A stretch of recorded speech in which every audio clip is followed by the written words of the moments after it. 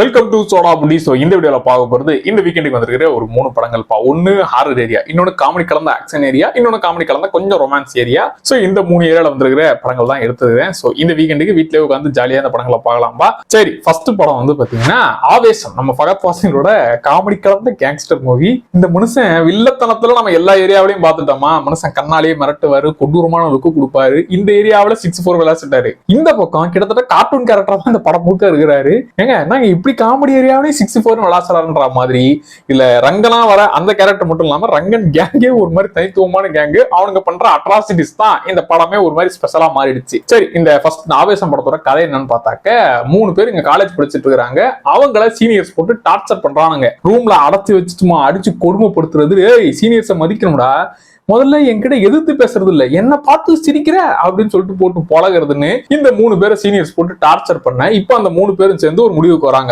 பர்றா, நமக்கு இங்க லோக்கல்ல ஒரு சப்போர்ட் தேவை. ஒரு கேங்ஸ்டர் இல்ல ஒரு ரவுடி நமக்கு சப்போர்ட் வந்துட்டான்னா அவனை வச்சு நம்ம அந்த சீனியரால மிரட்டிட்டோம்னு வச்சுக்க, ஏன் நம்ம தான் இந்த காலேஜ்ல கெத்து. சரி, நாம பதிலடி கொடுக்கணுமேனு ஒரு பிளான் பண்ணி எல்லா பாருக்கும் போயிட்டு ஒரு மிகப்பெரிய ரவுடியை நம்ம செலக்ட் பண்ணணும். அவன் கூட நம்ம ஃப்ரெண்ட்ஷிப் ஆகணும். அவனை வச்சு இவங்களை காலி பண்ணணும்ன்றதுதான் பிளான். இப்பதான் நம்ம ரங்கன் கேங்க மீட் பண்றாங்க. சோ அவர் வந்ததுக்கு அப்புறம் நடக்க போற அட்ராசிட்டிஸ் என்னெல்லாம் ஆச்சுன்றதுதான் படமே. இந்த படத்துல இருக்கிற பாசிட்டிவ் என்னன்னா ஃபகத் ஃபாசில் தான். அவர் தான் மொத்த படத்தையும் தூக்கி சாப்பிடுறது.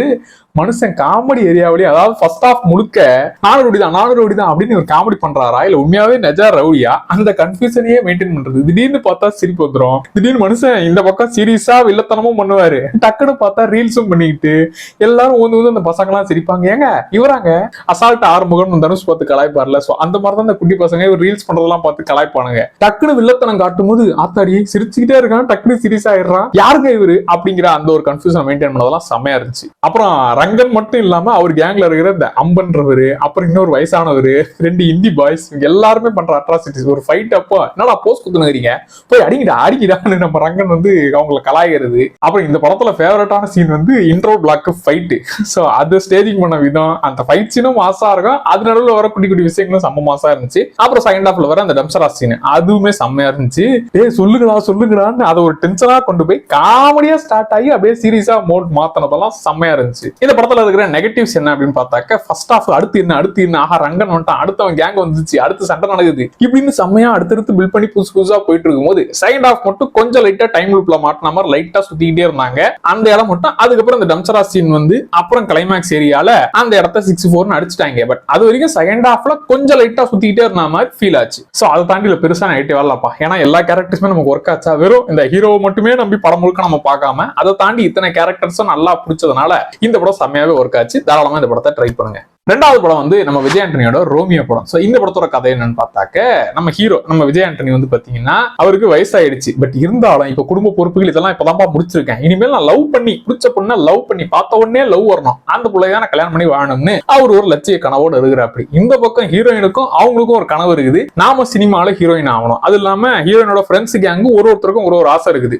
சோ அவங்களுடைய கனவுகளோட இருக்கிற அந்த கேங்கு இந்த பக்கம் நம்ம ஹீரோவுக்கு காதல் பண்ணி கல்யாணம் பண்ணா போரும்பா, ஏகப்பட்ட பொறுப்புகளை இப்பதான் முடிச்சு விட்டேன், இனிமேல் நான் நிம்மதியா வாழணும் அப்படின்ற மாதிரி ஆசைப்படுறாங்க. சோ இவங்க 2 பேரும் கல்யாணம் பண்ணிக்கிற ஒரு சிச்சுவேஷன் வருது. அதுக்கப்புறம் நடக்க போற சண்டைகள், காமெடிகள், கலாட்டாக்கள், இதுதான் இந்த படமே. இந்த படத்துல இருக்கிற பாசிட்டிவ்ஸ் என்னன்னா, இது ஜாலியா அந்த காமெடி ஏரியாலாம் நல்லா ஒர்க் ஆச்சுப்பா. என்ன யோகி பாபு காமெடி மட்டும் தான் ஒர்க் ஆகல, மத்தபடி விஜய் ஆண்டனி பண்ற காமெடி, சோ அவருடைய அந்த லுக்கை வச்சே அவர் வச்சு கலாய்ச்சுக்கிறது. சோ ஏங்க பாக்கத்துக்கு அப்பாவே இருக்கிறாருங்கன்னு சோ அவர் லுக் அவங்களே எல்லாருமே சேர்ந்து கலாய்க்கிற அந்த காமெடி எல்லாமே நல்லா இருந்துச்சு. படத்தோட ட்ரெய்லரு, இந்த படத்தோட கதையெல்லாம் பார்க்கும்போதே நமக்கு என்ன தோணி இருக்கும், இந்த ரப்னே பானர்ஜி ஜோடி ஷாருக் கான் படம் அது கொஞ்சம், அப்புறம் இது எக்ஸ்ட்ரா இன்னொரு படம் தியா வேலை செய்யணும் குமார். சோ அந்த ரெண்டோட மிக்சிங் தான் ஃபர்ஸ்ட் ஹாஃப் போச்சு. செகண்ட் ஹாஃப்ல தான் கொஞ்சம் வேற ட்ராக்குக்கு போயிட்டு அதையுமே ஃபன் மோட்ல லைட்டா சென்டிமெண்ட் மோட்ல கலந்து கொண்டு போனாங்க. எங்கேயும் போர் அடிக்காத, கண்டிப்பா பாஸ் மார்க் போட வேண்டிய ஒரு படம் தான். ஏன்னா ஜாலியா போச்சு இல்ல, போர் அடிக்காம போச்சு. சில இடங்கள்ல சென்டிமெண்ட் வந்து கொஞ்சம் ஓவர் டோஸா ஃபீல் ஆகும். தங்கச்சி சென்டிமெண்ட் கொஞ்சம் ஒர்க் ஆச்சுப்பா, அதை வச்சு கொஞ்சம் விளையாண்ட விஷயங்கள்லாம் நல்லா இருந்துச்சு. என்ன இந்த லவ் ஏரியா மட்டும் சரிங்க, காமெடி ஏரியா நல்லா இருந்துச்சு, லவ் ஏரியா மட்டும் சில இடத்துல கொஞ்சம் ஓவர் டோஸா சில டைலாக் எல்லாம் சொல்லும் போது என்னங்க வாட்ஸ்அப் ஸ்டேட்டஸ் மாதிரி பேசுறாருன்னு சில இடங்கள்ல ஃபீல் ஆகும். சில லவ் போர்ஷன் கொஞ்சம் ஓவர் டோஸா தோணும். இந்த தியா குமார் மாதிரி யோகி பாபு வந்து ஹெல்ப் பண்ணுவார் விஜய் ஆண்டனிக்கு, அவங்க ஒய்ஃபை எப்படி லவ் பண்ண வைக்கணும்னு சொல்லி. அந்த இடத்துல தலைவன் சந்தானம் மட்டும் இப்ப காமெடினா இருந்திருந்தான் இந்த படத்தை அடுத்த லெவலுக்கு கொண்டு போயிருப்பாரு. மனுஷன் தியாவலசன் குமார் அந்த சந்தானத்தை ரொம்ப மிஸ் பண்ண இந்த படத்துல. அவர் மட்டும் இருந்திருந்தாருன்னா இந்த படத்தை இன்னும் அடுத்த லெவலுக்கு கொண்டு போயிருப்பாரு. பட் இப்பயுமே விஜய் ஆண்டனி அவர் சைட்ல பாத்துக்கிட்டாரு. கொஞ்சம் அந்த சென்டிமெண்ட் ஏரியாவும் நல்லா ஒர்க் ஆச்சு. ஸோ ஜாலியா போர் அடிக்காம போகக்கூடிய ஒரு படம். தாராளமா இந்த படத்தை ஃபேமிலியா ட்ரை பண்ணுங்க. மூணாவது படம் வந்து கொஞ்சம் ஹாரர் ஏரியாவுக்கு போவோம். ஸோ இந்த படத்தோட பேர் வந்து ஹெக்ஸுமா. இது கொரியன் படம். இவனுங்க வழக்கமான ஹாரர் ஏரியாவை டீல் பண்ணாம இந்த வெயிலிங்னு ஒரு கொரியன் படம் பாத்தீங்கல்ல, சோ அந்த டைப்லயே தான் இந்த படத்தையும் டீல் பண்றாங்க. இது கொஞ்சம் வித்தியாசமான ஹாரர் படம். சரி, இந்த படத்தோட கதை என்னன்னா, ஒரு பணக்கார குடும்பம், அங்க பிறந்த ஒரு சின்ன குழந்தைக்கு இப்போ ஒரு பிரச்சனை இருக்குது. அதை என்னதான் டாக்டர்ஸ் எல்லாம் பார்த்தா கூட ஒண்ணுமே சரி பண்ண முடியல. ஏதோ ஒரு அமானுஷ்யமான விஷயமா இருக்குது, இது சயின்ஸால தீர்க்கவே முடியாது அப்படின்னு சொல்லி போடுறாங்க. சரி, அதனால வேற கேங்க கூப்பிட்டு வர அவங்க பார்த்துட்டு, தம்பி இது முன்னோர்களுடைய சாபம், அதுதான் உங்க குடும்பத்தை பாதிக்குது, அவங்க கோவத்தோட இருக்கிறாங்க, சோ அந்த கோவம் தான் உங்களுக்கு இந்த குழந்தை வரைக்கும் பாதிக்குதுன்னு சொல்ல, இப்ப இதுக்கு என்ன பண்ணணும்னா அவங்க சமாதியை எடுத்து ஓபன் பண்ணி எடுத்துட்டு வந்து சில வேலைகளை செய்யணும் அப்படின்னு சொல்றாங்க. அதுக்கான ஆளுங்களை கூப்பிட்டு அந்த இடத்துக்கு போனா அங்கிருந்தே இவங்களுக்கு டவுட் வருது. உங்க தாத்தாவோட சமாதி தான், அப்புறம் ஏன்டா தனியா யாருமே இல்லாத ஒரு இடத்துல அவங்க சமாதி இருக்குது, என்னடா இது, இந்த இடத்துல யாரா முதல்ல சொன்னது, இந்த இடத்துல வந்து புதைங்கன்னு யாரா சொன்னதுன்னு அங்கிருந்தே இந்த கேங்குக்கு டவுட் வருது. சரி, இந்த இடத்துல ஏதோ பிரச்சனை இருக்குது, மொத்தமே சரியில்லை, நம்ம சமாதியை தோண்டி கிண்டி வேற ஏதாச்சும் மாத்தி கீத்தி தோண்டிட்டோம்னு வச்சுக்க மொத்த பேரும் காலி ஆயிடுவோம்டான்னு சொல்லி இப்ப தோண்ட வந்தா அவருக்கே லைட்டா பக்கு பக்குன்னு இருக்குது. இந்த வேலையை தான் ரெகுலரா செய்வாரு.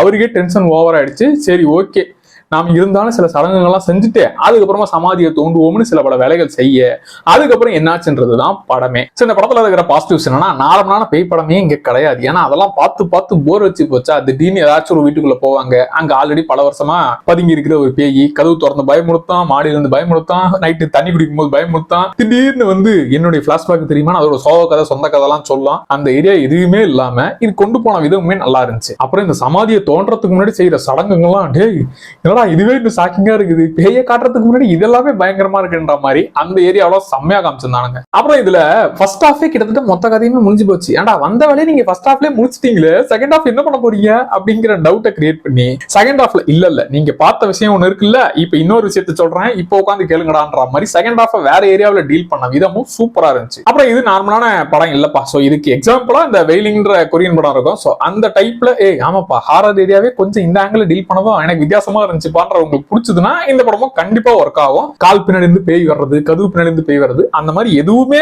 இல்லாம இதுல பேயை வச்சு ஒரு வித்தியாசமான டீலிங் பண்ணது நல்லா இருந்துச்சு. அப்புறம் இவனுக்கு பேயை கண்ட்ரோல் பண்றதுக்காக பண்றது அதெல்லாமே என்னடா புதுசா இருக்குது, சடங்கும் புதுசா இருக்குது, இதெல்லாம் புதுசா இருக்குன்ற மாதிரி கொஞ்சம் நிறைய விஷயங்கள் புதுசாவும் ஷாக்கிங்காவும் இருந்துச்சு. நெகட்டிவ்ஸ் பக்கம் வந்தோம்னா, ஏங்க என்னதான் ஹாரர் படமா இருந்தாலும் பயமுறுத்தணுமா இல்லையா, பயம் வரணுமா இல்லையா அப்படின்னு எதிர்பார்த்தீங்கன்னா, இதுல பயன்றதை தாண்டி இதுல பயங்கரமான அந்த ஸ்டோரியை கொண்டு போன விதம் தான் இதுல பிடிக்கும். அண்ட் அந்த டீல் பண்ண விதம் தான் இதுல வித்தியாசமானது. நீங்க வழக்கமான படத்தை எதிர்பார்த்தீங்கன்னா இந்த படம் சத்தியமா செட் ஆகாது. அதனால செட் ஆகாம சில பேருக்கு போறதுக்கு வாய்ப்பு இருக்குது. அப்புறம் சில டிஸ்டர்பிங்கான சீன்ஸ் எல்லாம் இருக்குதுப்பா. சோ அதனால ஃபேமிலியா இந்த படம் உட்காந்து பாக்கிறதுக்கு செட் ஆகாது. ஏன்னா சில சடங்குகள்லாம் பாக்கிறதுக்கே ஷாக்கிங்கா இருக்குமா, அதனால அதையும் கொஞ்சம் மைண்ட்ல வச்சுக்கோங்க. சோ இந்த வீக்கெண்டுக்கு வந்திருக்கிற இந்த 3 படங்களை மிஸ் பண்ணாம பாத்துருங்க. அது இல்லாம தியேட்டர்லயும் படங்கள் இருக்குது, அதெல்லாம் பார்த்து முடிச்சுட்டு அதுக்கு ரிவ்யூ போடுவோம். அது இல்லாம இன்னும் சில படங்களும் இருக்குது, வரிசையா எல்லாத்துக்கும் வீடியோவை போட்டுருவோம். சோ இந்த 3 படத்துல எத்தனை பார்த்து முடிச்சிட்டீங்கன்றத கமெண்ட்ல சொல்லுங்க. மறக்காம சோடா அப்படி சேனலை சப்ஸ்கிரைப் பண்ணிடுவோம்ப்பா. Tata bye.